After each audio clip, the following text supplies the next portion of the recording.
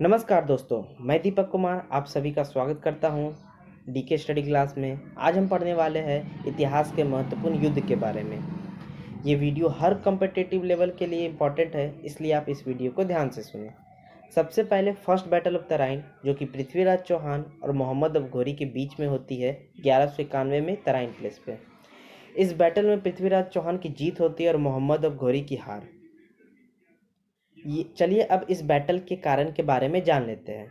जब मोहम्मद अफघोरी गजनीवाद का अंत कर लाहौर को कैप्चर करता है, तब उसने अपने चीफ जज कुवीन उल मुल्क रुकनुद्दीन हमजा से एक शांति का प्रस्ताव पृथ्वीराज चौहान के पास भेजता है।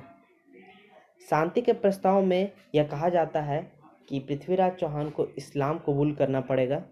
यह बात पृथ्वीराज चौहान को बुरी लगती है और पृथ्वीराज चौहान इस शांति प्रस्ताव को ठुकरा देता है।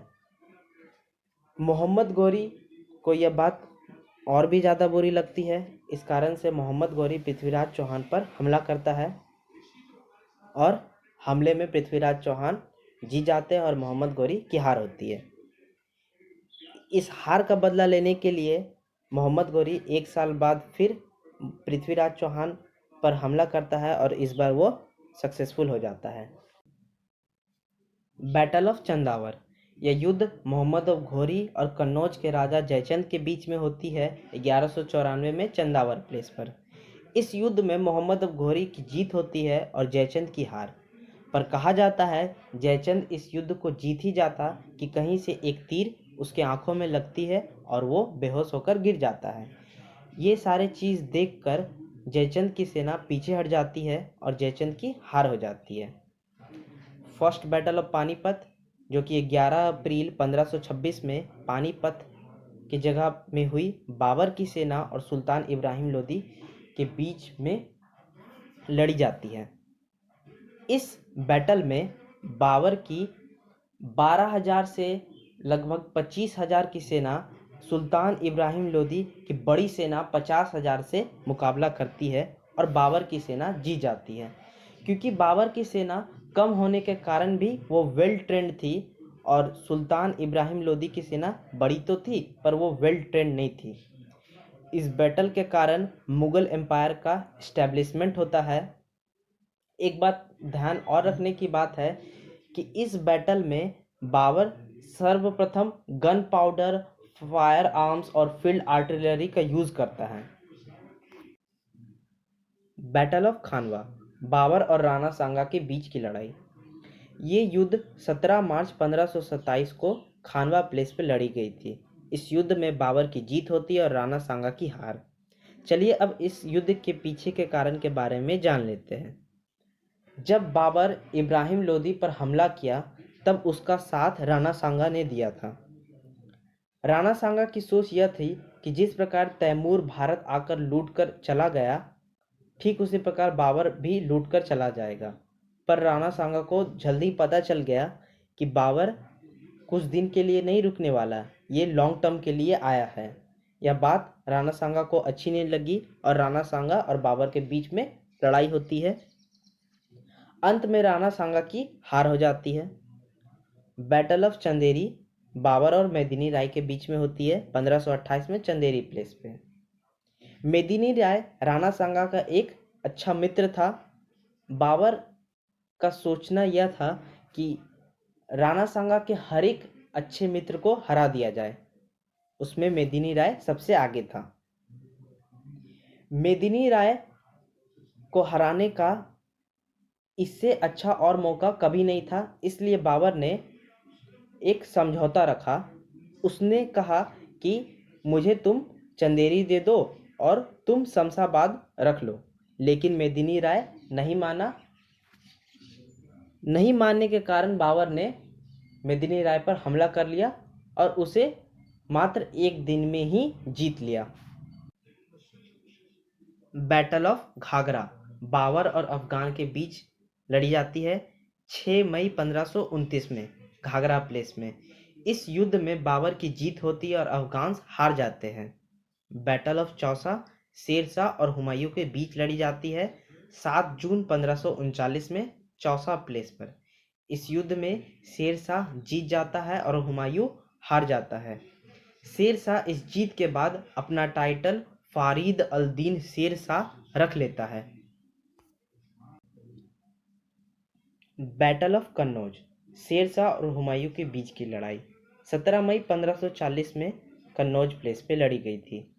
इस युद्ध में शेर शाह जीत जाते हैं और हुमायूं हार जाता है। इस युद्ध में हुमायूं पूरी तरीके से हार जाता है और शेर शाह आगरा को ऑक्यूपाइड कर लेता है। बैटल ऑफ तुगलकाबाद, हेमू और अकबर के बीच लड़ी जाती है 7 अक्टूबर 1556 में तुगलकाबाद फोर्ट में। इस युद्ध में हेमू जीत जाता है और अकबर की हार होती है। अकबर के तरफ से तर्दी बेग खान लड़ रहे थे और दूसरी तरफ से खुद हेमू, जिसका दूसरा नाम हेमचंद्र विक्रमादित्य भी था।